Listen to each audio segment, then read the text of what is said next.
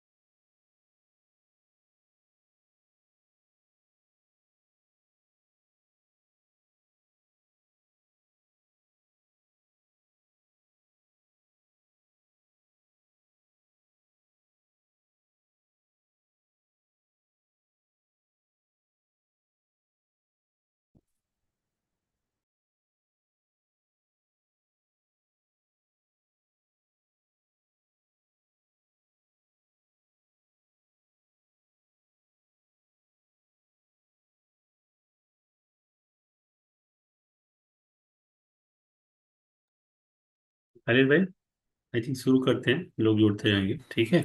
ठीक है। So, Jai Bhim and good evening to all of you.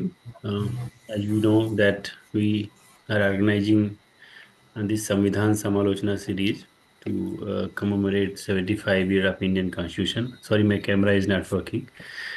And today is 17th lecture. And today the topic of today's lecture is inequality in higher education and the constitutional safeguard to prevent inequality. And today we have with us Dr. Khalid Khan. He is working as assistant professor in Kaji Nazrul Islam Mahavidyalaya, Asansol, West Bengal. He has more than 7 years of post PhD research experience. He has been working on the very vast areas on education economics, labor economics, inequality, and discrimination.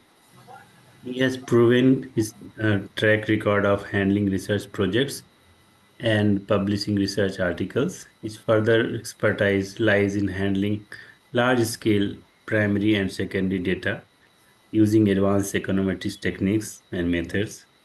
His research has appeared in reputed journals and his professional association spans in different capacities across reputed institutions such as Symbiosis Law School, Oxfam India, Institute of Economic Growth, GIRI, Institute of Development Studies, India Development Foundation, Karorimal College, and OP Jindal Global University. And I should not miss that he was my colleagues in Institute of Dalit Studies more than 8 years. So he missed that in his brief bio he has shared with her. So because he knows that I know that part of the bio. So welcome you, Dr. Khalid Khan, and thank you so much for accepting our request in such a short notice to share your research findings. So over to you now. Okay. Thank you, sir, and thank you all the organizations. There are so many organizations involved in organizing this lecture series. Center for Dalit Studies, Indian Institute of Dalit Studies, CDR, then National Alliance for Social Justice, Dalit Coalition, People's Campaign for Socio-Economic Equity, Dalit Bahujan Front, National Movement for Land, Labor and Justice. All these organizations together are organizing this lecture series. This is a very important initiative to highlight the different aspects of the question related to the question of equality of opportunities with regard to constitution. And in this series today, my lecture is on higher education with the topic inequality in higher education and constitutional safeguards. Um, Sir has already given my introduction. I have been associated with IIDS for more than 7 years, and most of my research works um, on higher education has been done during this period. My PhD is also on this topic. Professor Thorat, who is also chairman of IIDS, uh, he he was my PhD guide my and I worked under his guidance in IIDS also because he was leading IIDS um, for a long time and still he's leading. So this is largely I can say a collaborative research, and I will try to share major findings what I have uh, I found in various research articles and reports with a focus on equality of opportunities. So can I share slide? I think it is allowed. Yes, you already tested, right? Yeah, I tested. Please. Yeah. Is it visible? Yes, yes. So as I already said that the topic is inequality in higher education and constitutional safeguard. So this is largely based on the key findings from my empirical research based on secondary data from government sources. The central question around which all these findings revolve is whether equality of opportunity is ensured to different socio-religious groups in India or not. We know that our constitution uh, talks about equity, and at the same time it talks about, in article 16, it talks about equality of opportunity uh, with regard to public employment. And in labor economics it is very it is a clear, it is a well established argument that increase in access to higher education, increase in the number of years of education will increase labor market performance. And so very often it is assumed that by ensuring equality of opportunity in the labor market, one may ensure the equal participation of different groups. But my concern with regard to research in higher education is that whether pre labor market conditions affect the equality of opportunity in labor in employment or not. If we see the different indicators of labor market, particularly educated unemployment, it is clearly visible from different rounds of national sample survey data on employment or periodic labor force survey data that educated unemployment or graduate unemployment is higher among underprivileged groups than privileged groups, which tells that despite having a similar level of education, the chance of being in employment is lower among underprivileged groups. So this is one of the indications that simply ensuring equality of opportunity in labor market will not lead to the equal participation all group or among all groups, or simply assuming that providing equal level of education will provide equal opportunity in labor market. So this is, and the second aspect is that the higher education itself is unequal. There is inequality of opportunity in higher education because different groups start their educational trajectory from different point of time, from different points, different starting points. This is why various committees and commissions since beginning have focused on providing ensuring equality of opportunity in higher education. One on the very first commission on higher education was Radhakrishnan Commission 1948-49. It talked about equality of opportunity, that all the groups should have equal opportunity of getting into higher education. Kothari Commission 1966, it again emphasized on equality of opportunities. And national policy on education, which was followed, which was just initiated just after Kothari Commission, based on recommendation of Kothari Commission.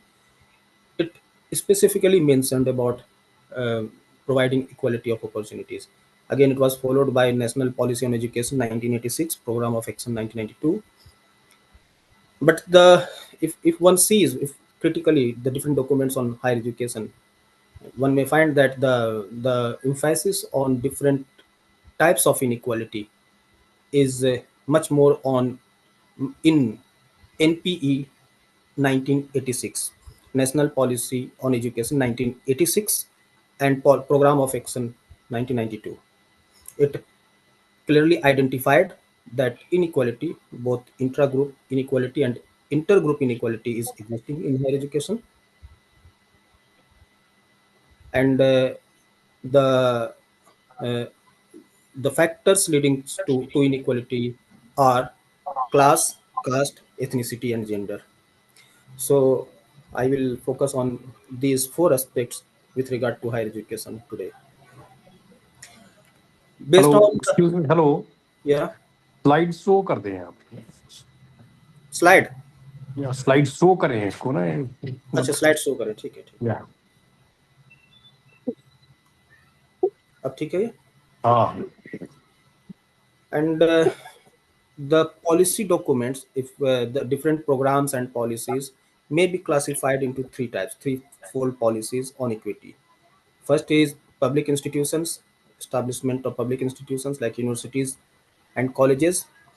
Then again, private colleges are also there since long time, and but The focus has been on affordable tuition fees in private colleges also. Again, other types of measures are there, like affordable hostels for girls and boys, scholarship, low fee and exemption from fee for poor students, supply of books at lower price, and special assistance for girls, etc. And the third, which is very important step, is reservation in admission for SC, ST, OBC, and there are some kind of informal policies for girls also in universities and colleges. The latest policy document on education is NEP 2020, National Education Policy 2020, and it observed that uh, I think mic is on somewhere. This is why my voice is echoing. So it talked that high quality higher education should be available for every group, and again it focused on equal access for every group, and it has given a special term for the underprivileged group, and this is socio economically disadvantaged groups. um, I think Vinod sir कहीं mic on है जिसकी वजह से sound eco कर रहा.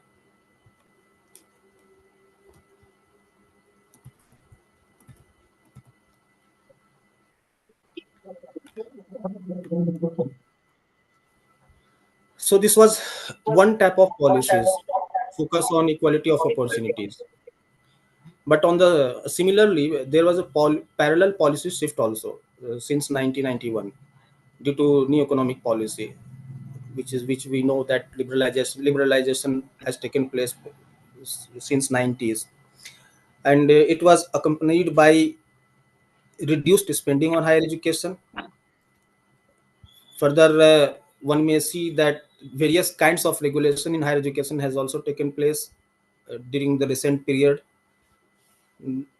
Privatization has taken different forms, and one of the most prominent forms has been it is through colleges, professional colleges, and professional colleges is not a new phenomena. It is quite visible since 1980s and 20s. But the private universities, the bill was there in 99 from 1995, but it came into existence through the window of state universities, because private university at the central level has not been reality uh, after this bill being placed into the parliament. So all the private universities, one may see that these are state universities. So privatization of universities through state regulation is taking place, through state legislation has taken place, and now we have almost one third of universities private universities. Out of total universities, one third universities are private universities, and foreign universities is the latest move in this direction. So what we see that despite the various saying and commitments on equality of opportunities, there has been a parallel policy shift towards gradual withdrawal of government from many key sectors, including higher education. And this is why the share of private sector is continuously increasing in higher education. And this is happening at the cost of government institutions. Uh, and there is a political economy of behind privatization of higher education as well. I will talk few points, two or three points with regard to this, and then I will go directly to the empirical findings on inequality in higher education. If we see the ownership of different private universities and colleges, then one will find that there is some kind of political economy behind privatization. The tycoons of private sector, they are now they are plowing their money in public sector. Now they are plowing their money into private sector, and then one may see the impact of political influence on institutions, colleges, and higher universities. Further, now the conventional notion of asset holding, like land, is considered very important asset, which provides which used to provide power, prestige, and earning for the for the privileged groups. Now, higher education institution and education is taking place of that conventional prestige good. So, higher education is emerging as a kind of prestige good. This is why one may see that there is a fierce competition with regard to quality higher education, and not higher education as a whole, but quality higher education, being into quality institution, owning higher education institution, and how these degrees, prestigious degrees, are translated into quality employment. So the fact of the matter is that on the one hand, we see that there has been rhetoric of equal opportunities and various programs, scheme, and policy emphasis on equality of opportunity and equal participation of all the groups, irrespective of their caste, class, gender, and religion. But on the other hand, we see a reverse policy shift. So the question of empirical evidence arises whether if two kinds of two phenomena are going side by side. The question arises: what is the empirical reality? And if we see the empirical reality, it tells that the inequality in higher education is being reproduced over the time. For this, I have used this table is showing the gross enrollment ratio in higher education. This is calculated using national sample survey, various rounds of national sample survey data on education for 2007-8, 2014, and 2017-18. The If we see the total, the overall all India situation, the gross enrollment ratio, which is defined as the percentage of 18 to 23 years population in higher education institutions. This figure is 12.5% in 2007, and it increased to 26.9% in 2014, and it remained almost same in 2018, 26.3%. So the higher education sector has expanded, but and this expansion has been observed among every social and religious groups. Uh, the different rows are showing religious and social identities. Gross enrollment ratio has increased for every uh, social and religious groups, but this increase has been highest for Hindu high caste, which is considered the most privileged social groups in higher education. Uh,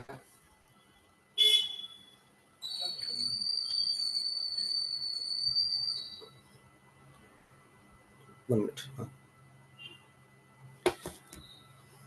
And the low performance is observed for SC/ST and Muslims.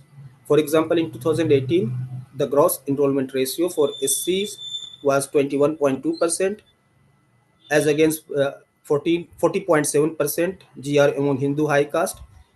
This was 16% for ST and 16.6% for Muslims. It is lower for Hindu OBC, also lower than Hindu high caste, but Hindu OBCs are doing slightly better than all India average. This pattern remains unchanged at all the 3 points of time, which tells that that inequality is being reproduced over the time. Again, to show the latest picture, I have used data from All India Survey on Higher Education. The national sample survey data is available till 2017-18, but the All India Survey data is available. The latest is 22-23, but I have taken 21-22. So the latest GR in higher education is 28.4%. Means 28.4% of the total 18 to 23 population is in higher education. They are attending or enrolled in higher education. And this has increased gradually from 1918 to 11-12. It has increased from 24.6% to 28.4%. This provides information on SC/ST by gender, and this again is telling that the enrollment ratio has increased for every group, but increase has been lower among SC/ST than the uh, overall figure. To further elaborate the different dimensions of inequality, I have shown rural urban desegregation, male female desegregation, class inequality, and we find that all forms of inequality is existing in higher education. For example, the gross enrollment ratio or gross attendance ratio, which are used interchangeably, it is almost double in urban area than rural area. It is close to 39% in urban areas, but it was only 21% in rural areas. Male female inequality is also there, 29% for male, 23% for female. Again, to understand class inequality by different income groups, I have divided the entire population into 5 parts, each part constituting 20% of the population, which increasing with income in ascending order. So the poorest section is 0 to 20, the second row, and the richest section of the population is 80 to 100, means top 20%. The GR among top 20% population is 53.1%. Universalization in higher education is defined as GR being above 50%. So the top 20% of the population has already achieved universal higher education. This is a target given in NEP 2020 also, that higher education should be universalized. So it should be doubled in next by 2035. So this target has been achieved for 20 for top 20%, but the remaining 80% population is yet to achieve this target, and the condition is worst for bottom 20%. The GR among them is 13.4%. So the top 20% population has GR 4 times higher than that of bottom 20%. So huge class inequality is also existing in higher education. Again, one may see inequality on the lines of occupation. We know that we can broadly classify the population into three types of households: those earning their major source of income from casual labor, which are considered the most struggling section of population, and the most privileged section in terms of occupation are those depending on regular employment. Self-employment lies somewhere in between, and the GR in higher education also follows the same kind of hierarchy. The GR is lowest among those coming from casual labor household. This is 14% only, but for regular salaried households, this is 36.4%. Self-employed is in between the two extreme. This is close to 26%. So in urban areas also, we can see the inequality in terms of access. Again, those coming from regular salaried households, the GR is highest, and this is lowest for those coming in from regular salaried households. Social group I have already told: highest for Hindu high caste, lowest for scheduled tribes, followed by Muslims, SCs, Hindu OBCs. OBC Buddhists are doing slightly better than all India figure. So to sum up the different dimensions of inequality, what we find that low income group and casual wage labor households, they are the struggling groups. Among social groups, SC, ST and Muslims, gender female, and again uh, we can classify, I will talk this part later, social groups by income, but we can identify low income group, casual wage labor households, SC, ST and females as the most marginalized groups with regard to GR in higher education. The next part of the of presentation is the factors determining inequality in higher education. So far we have identified the different groups who are lagging in terms of access to higher education. But what are the factors leading to this inequality? Uh, and this has a context. The NEP 2020 talks about expansion of higher education. It talks about doubling of enrollment in higher education. At the same time, it talks about privatization of higher education, providing equal opportunities. It categorically speaks that uh, both types of higher education should be under the purview of similar rules and regulation. But with regard to equal participation in private sector, we don't have much commitment till date.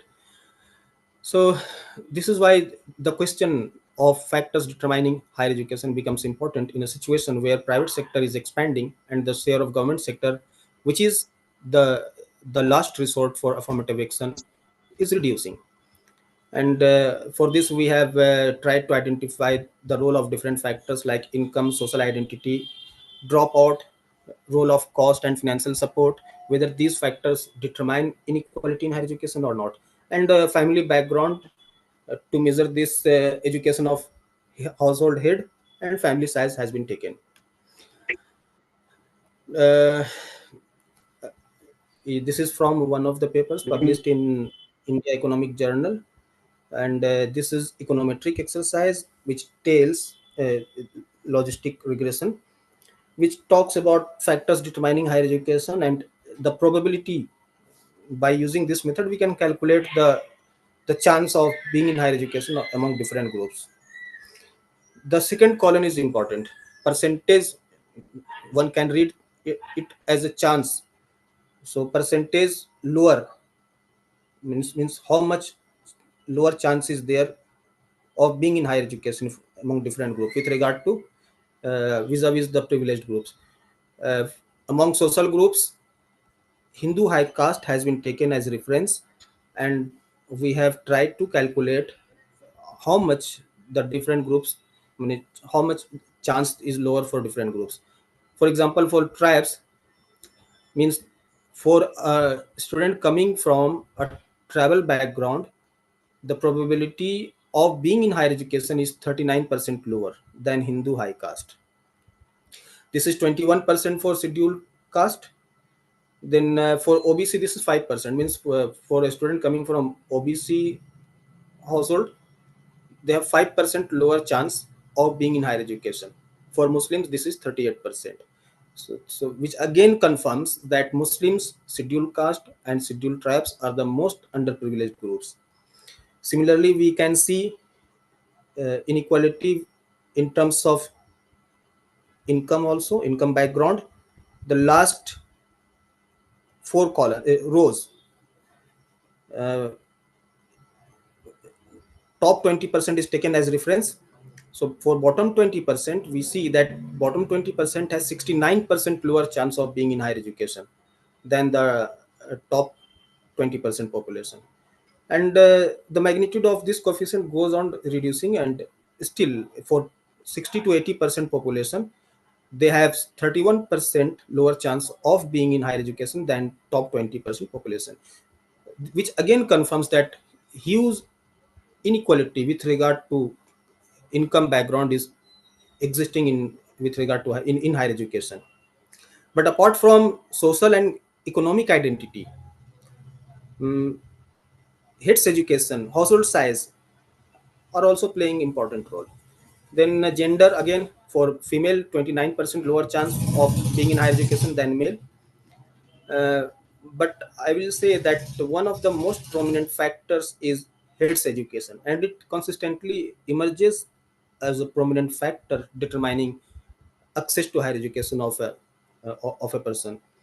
And we see I have divided the whole population into two parts. Uh, the households where heads education is above higher secondary level, and households where heads education is below the higher secondary level.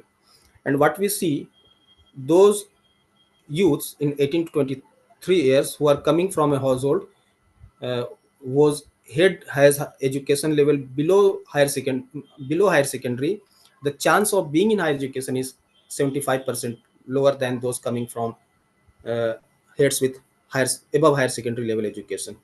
Means if someone is coming from a household where head's education is higher education, then the chance of being in higher education is uh, far higher.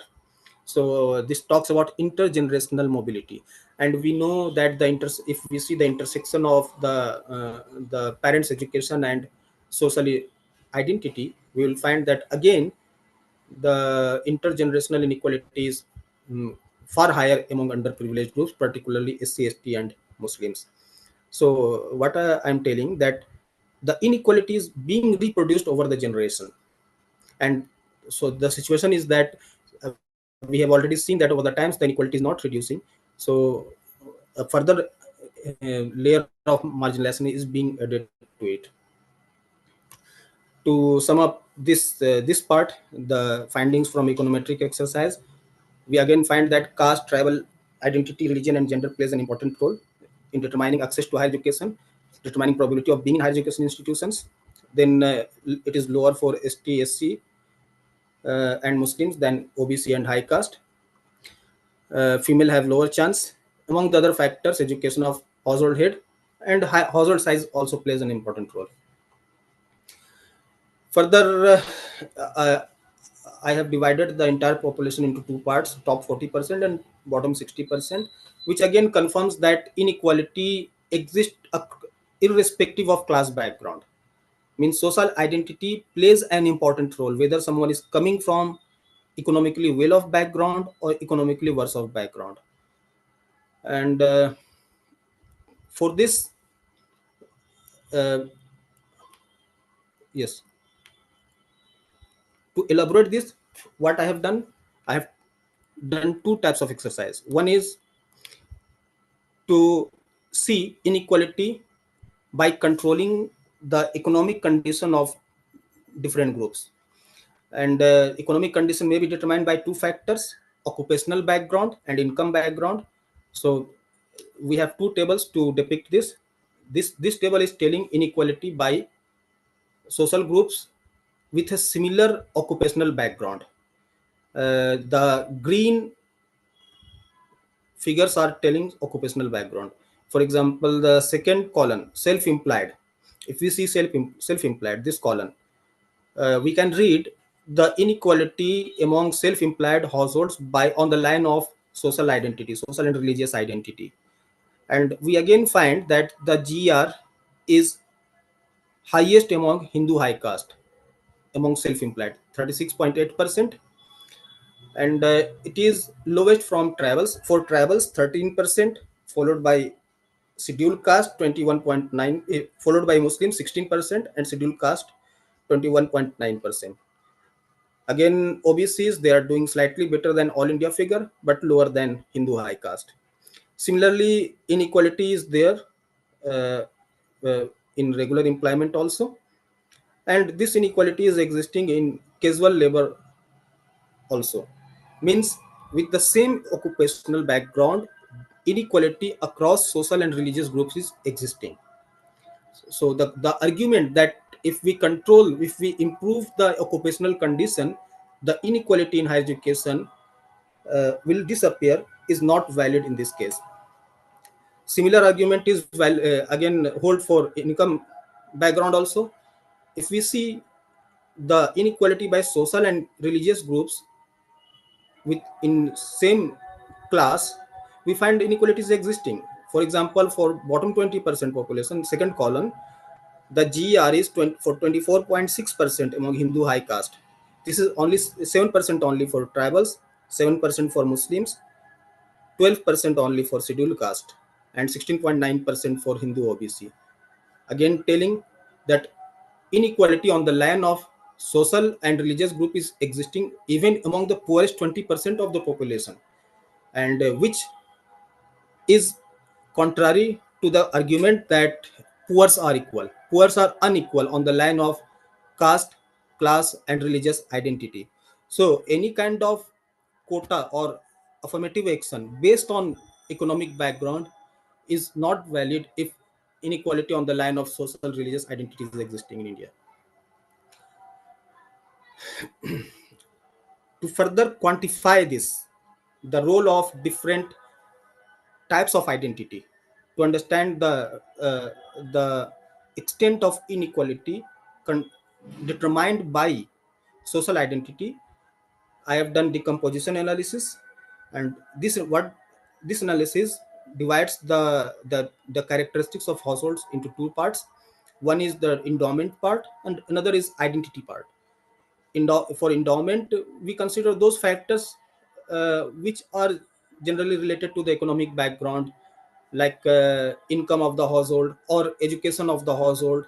So, and the other part is purely determined by identity, social and ethnic identity or religious identity. If we see, if the endowment variables like education of the households or income background or household size explains the whole gap between Hindu high caste and scheduled tribes or scheduled caste, then it means that identity doesn't play any role. But if these factors can't explain the whole gap, this means identity, there is a chance that identity plays a role in determining identity, in determining access to higher education. So uh, to know the role of identity, the factor we quantify unexplained part of the gaps between the chance of being in higher education between privileged group and underprivileged groups. We have different columns showing the unexplained part for different social groups with reference to Hindu high caste. For example, if we see the gap between scheduled tribe and Hindu high caste, what we see that 56.4% of the gap is explained by economic factors or heads educational level, but 43.6% is not explained by endowment variables. It is explained by their identity, tribal identity. And similarly, for scheduled caste, yeah, for scheduled caste, 35.9% gap is explained by their caste identity. For Hindu OBC, 23%, close to 23% of the gap is explained by caste identity. For Muslims, this is 75% of the gap between Muslims and high caste is explained by their religious identity, which means that simply leveling the income background, occupational background, doesn't will not level the inequality, will not level the probability of being in higher education among different groups. Inequality is specific, a large amount of inequality is specific to identity. This is why affirmative action on the line of identity is required. And this is showing the percentage. This is summary of this finding. uh, Explained and unexplained part, 43.6% unexplained part for scheduled tribe, 35.9% for scheduled caste, 23% for OBC, and 75% for Muslims. So identity plays a very important role in determining in access to higher education. Apart from identity, dropout, this is another factor determining low access in higher education.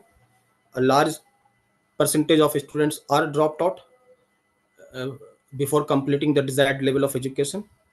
And if we see the percentage of students dropped in education at all India level, this is 17.7%. uh, this is far higher in rural areas than urban areas. Male female inequality is there. For female, dropout rate is slightly higher than male. Similarly, the inequalities existing in terms of dropout by social groups. uh, For Hindu high caste, this is 12% only. For scheduled tribes, 29%. Means close to one third of the students are dropped in for scheduled tribe.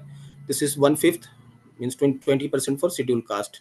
OBC 15%, Muslims 23%, close to 23%. Both this 27%. So a large section of students are dropped or also. This is another factor determining access. And again, the econometric exercise tells that this factor is very significant, statistically significant, telling that the caste identity or ethnic identity, religious identity play a very important role in determining dropout. So what caused dropout? This is summary. Low income group, casual labor, household background, tribal, ethnic, and caste identity, religious identity. Low education of household again plays a very important role in dropout. Family size also matters. And the last factor which I will discuss today is cost and financial support. In fact, cost of higher education. Uh, if we see this these bars, this is showing the average fee paid in different type of institution. On an average, for an academic session, this is calculated from National Sample Survey data on education 1718. 17,1829 rupees is paid in an academic session by average student in for higher education. This is far higher in private unaided institutions. They pay close to 30,000 rupees. Uh, for aided institution, this is 23,000 rupees, 200 to 50. Then for government institution, it is lowest, 6,900 rupees. So inequality in terms of average amount of fee paid is also there, and which means that if inequality is existing on the line of cost, means that those coming from poor section of the society will not afford education in unaided sector. And I have already told that the share of unaided sector, unaided higher education, unaided institutions is increasing consistently at the cost of government institutions. This is showing inequality on the line of class. uh, 11,000 for bottom 20% paid 11,000 rupees per year for higher education, but top 20% pay 50,000, 5 times higher. Similarly, inequality is there among social and religious group also. I missed that table. So then this is the last table to elaborate this. Access to higher education, to higher in unaided institutions in higher education. Again, we see that different types of inequalities existing. Class inequality is clearly visible.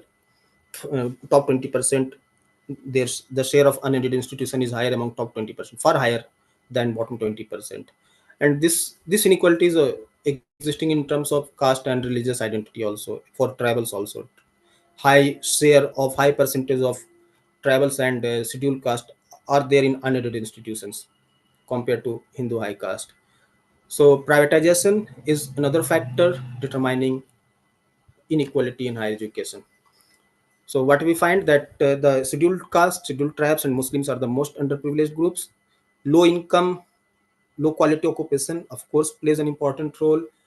Their concentration is far higher in low income and low quality occupations, the concentration of underprivileged groups. But inequality is not only specific to class and occupational background. Inequality, a large part of inequality is unexplained. It is attributed to social identity, which tells that affirmative action on the line of social identity uh, should be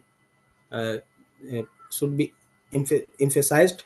It should be strengthened. The affirmative action policies should be strengthened to ensure equality of opportunities. Otherwise, simply expansion of higher education.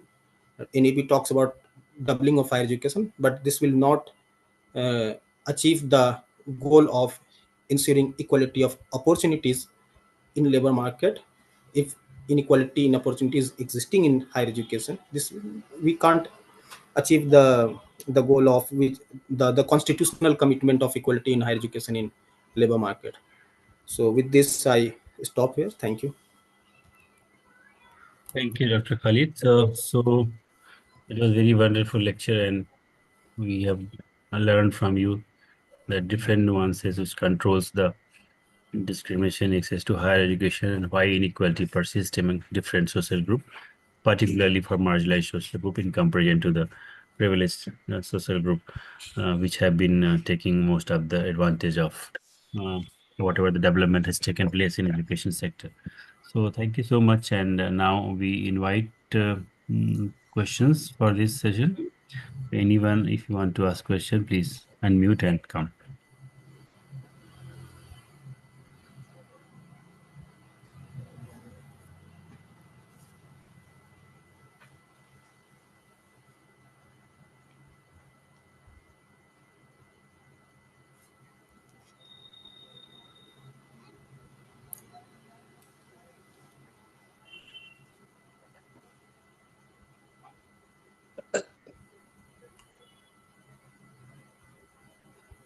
Hello. Yes. Yeah. I wanted to ask whether the new economic policy, for example, on education, NEP, has made. Do you think it has made any difference, or it has a potential to make any difference in this scenario of inequality of higher education?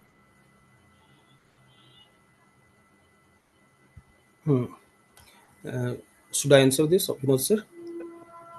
You should take this question and one by one we will. Yeah. Hmm. Yeah, please go ahead. Mm, no, actually, NEP 2020 talks about underprivileged groups. It talks about creating fund for supporting underprivileged groups. But the weakness of NEP document is that it has not taken empirical reality into consideration. And if we go through the different kinds of explanations and recommendations of NEP, the commitment towards equity in higher education is, I think, that part is not that much elaborated. And the argument of today's presentation was that what we see that uh, contradictory kinds of development is happening in with regard to higher education. On the one hand, we see expanding private sector. Their share in terms of number of institutions, their share in enrollment is increasing over the time, and this is happening at the cost of government institutions. The share of government institution is reducing over the time. um, on the other hand, mm, um, there are some kinds of mm, rhetorics that we should provide equality of opportunities, we should provide equal access to higher education are there in, it is there in NEP also. But the roadmap for achieving equal access for higher education is missing. It simply talks that if we expand higher education, if we double higher education enrollment, if we double enrollment, then the equality in higher education will be equity in higher education will be achieved. So I don't think that simply talking about equality without any kind of roadmap will bridge the gap across different groups.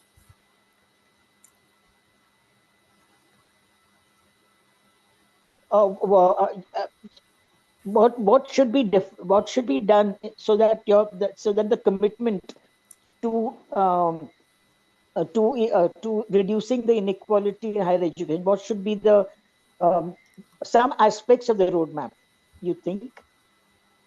Yes, aspects is, mm, the first concern is, I think my major concern is privatization of higher education, because affirmative action is only there in public institutes, public universities, colleges, and their share is reducing.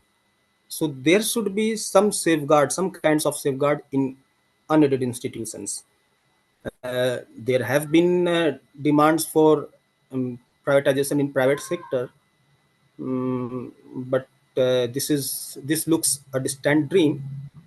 But I think the most ideal solution will be that mm, the the constitutional commitment of equality of opportunities should be there in private sector also. If private sector is becoming a dominant sector, then there should be affirmative action in private sector.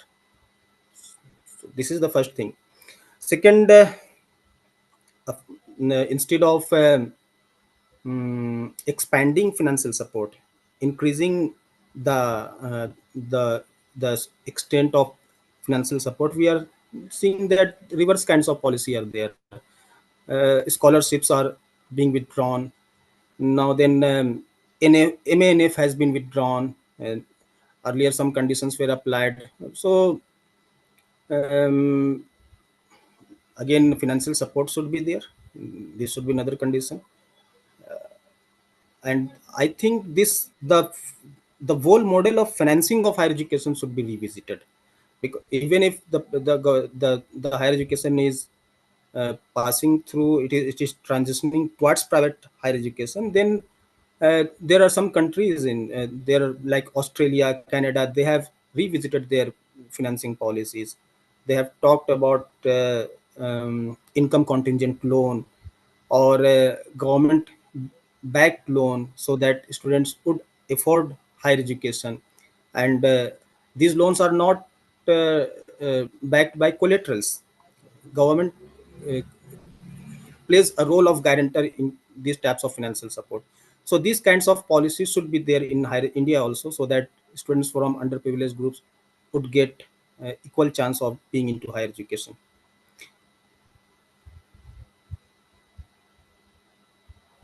Thank you, Dr. Khalid. Welcome.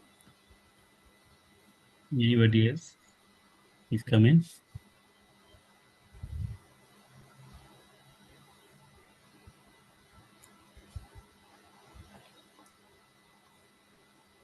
Arunji, पूछिए.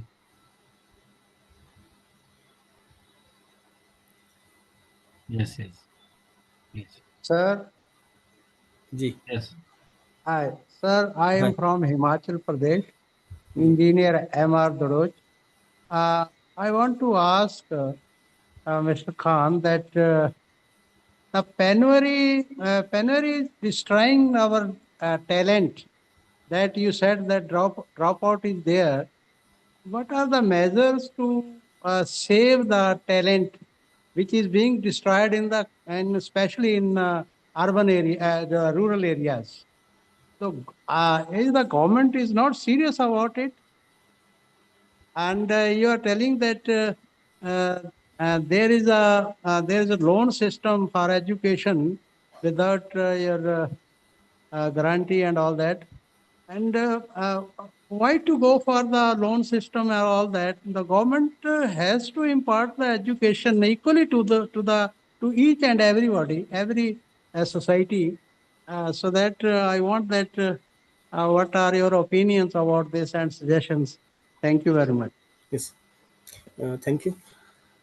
No, this loan system is not a commercial loan or mortgage-based loan. Income contingent loan system of or graduate tax. It is different from the loan provided by commercial banks.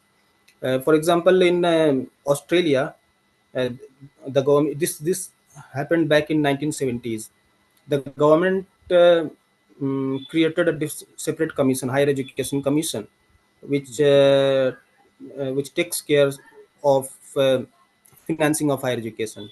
And the basic argument is that uh, because it criticizes the conventional type of loan in higher education institutions, because it argues that the chance of success is not equal for all students in higher education. So instead of directly covering cost of higher education from students, what it does, it creates a separate fund, and a kind of tax is imposed on those students who gets success in after getting higher education degree. They pay some kind of tax uh, to pay back the loan. If they are not successful, they are unemployed, if they are not earning sufficient income, they are not imposed any kind of mm, tax. They are not supposed to pay the loan back to the government. So this loan system creates a kind of redistribution among uh, students who are successful and students who could not get success in labor market. So I think this will take care of the question of equality of opportunity. So far dropout is concerned, uh, Yeah. mm, again secondary, there are some secondary data sources which provides information on factors leading to dropout. The most prominent factors is तुम गए नहीं economic factor, means तो अभी uh, poor economic background, financial difficulty, means students are not able to pay fee. This is why they have decided to drop out, or they have compulsion to join job. They can't afford being out of labor market due to their poor economic background. So again, mm, scholarships or financial support by the government may address these concerns. For women, For women, domestic responsibilities and marriages are most prominent factors leading to the dropout. So there should be some special policies for women, so that, again, I think if the government provide financial support, then it will mitigate the opportunity cost of higher education, opportunity cost of sacrificing the current income from the labor market, opportunity cost of not doing domestic activities. So this is why I think the financial support by the government may play the most important role in reducing dropout. Thank you.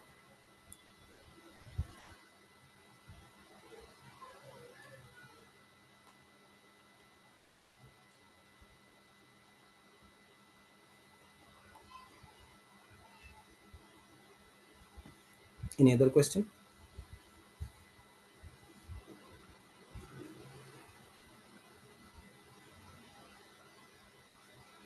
Thank you, Dr. Khan. Anybody else want to come in? Arun ji, आपको कुछ पूछना है?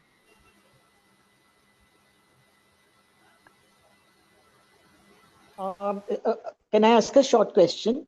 Yes, sure. Yeah, please come in. Yeah,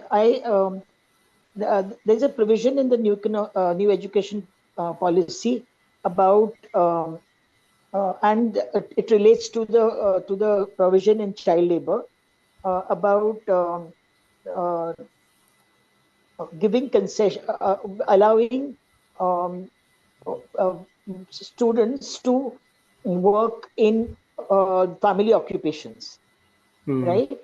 So, would you think that that would be a disadvantage to poor families, especially OBC families or Muslim families, the children, because they are into occupations which are, whether it is a cobbler family or a Qureshi family or whatever.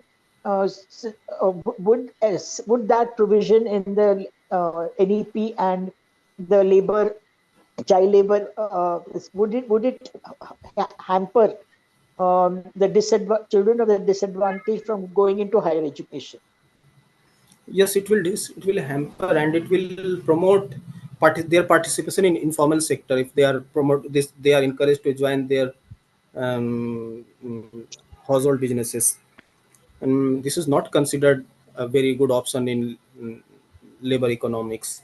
The best option is getting into regular employment after getting higher education degree. And the whole idea of vocationalization of higher education, uh, creating ready labor force for labor market, I think this is a bad idea. This idea is flawed, because it kills the spirit of specialization. The role of higher education, the central goal of higher education is creating human capital. But somewhere down the line, NEP is pushing a large chunk of students towards low quality employment by allowing flexibility in higher education. Again, if you see 1 year if someone drops at 1 year, they will get some kind of degree certificate. Then there is a different certificate for 2 year, 3 year. So it is calling this flexibility. But this flexibility, again, will create inequality. Instead of, I think government itself is withdrawing from its own commitment, and if I can say it, its own constitutional commitment. If someone is willing to, if government doesn't encourage students by providing support, by providing affirmative action, by ensuring equality in of opportunity, then I don't think the question of the whole rhetoric of providing equality opportunity in quality of in education, from where I started, that there should be the quality education should be equally available for all, irrespective of their socioeconomic background. This is what NEP 2020 is telling. So this kind of recommendation on the one hand, and the rhetoric that equality of opportunities should be there. These two are not, I think, go consistently. These are contradictory. Thank you, Dr. Khalid. Yeah, welcome.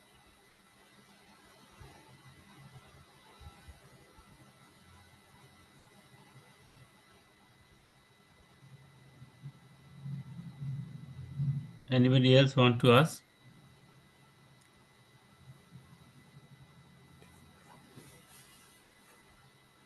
Okay. Khalid, seems there's no question. Yes. Thank you so much for such a nice lecture and also very good discussion which we have. So thanks all of you and have a very good evening. Enjoy your weekend. Thank you, Khalid bhai. We'll call you Ji. tomorrow. Yes, Yeah, yes. yeah, I Thank will you. talk. And Okay, happy Ramadan. thank you Happy everyone for Ramadan in advance. listening and for all these very good questions. Yes. It was Thank a you nice very discussion. much. It was a very enlightening lecture. Thank you. Welcome, ma'am. Khalid is a very good expert in education and he has written very nice papers on higher education, inequality and discrimination. So thank you, Dr. Khalid, and wish you Welcome. happy Ramadan. Yeah. Thank I you. also want to say one thing. Yes, Yes. please come in. I am Professor Limbadri. Yes, Congrats, sir. Karaji. You made a very excellent presentation with all the Thank. statistical data. Data itself speaks the various compositions and the constraints for achieving the equality in higher education is concerned. A wonderful Yes. presentation. All the best. Thank you, sir. Yeah. Thank you, sir. And thank you all. Thank you. So we are closing now. Thank you Yeah. so much. Thank you. Thank you, Dr. Khalid. Thank you. Thank you, dear friends. Thank you.